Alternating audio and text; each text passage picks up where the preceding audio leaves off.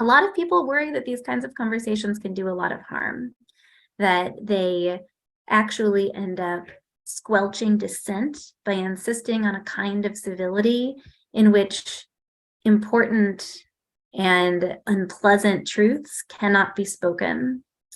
and that the insistence on a certain mode of engagement that is often expected in dialogue and deliberation actually undermines resistance and the tools of people who have been historically oppressed. So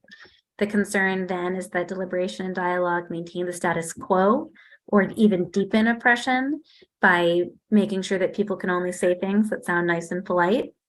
That even though the idea is that we're just going to listen to the better argument, what we come to think of as the best argument tends to be defined by dominant groups, by their own experiences and what they're likely to recognize as common sense because it mirrors their own experience.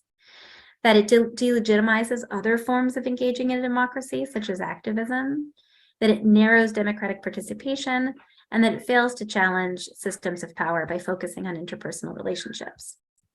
And so these worries are translated into concerns about these sorts of conversations in schools. So many scholars, as well as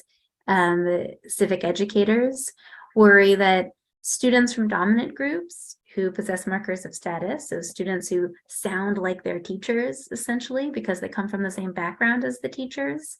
are going to appear to be more rational. And so it's a way to shore up consensus. So if the students who happen to sound more like their teachers are considered more rational, then dominant groups will be able to legitimize their perpetuation of their ideology to the detriment of groups who have been historically marginalized from these conversations.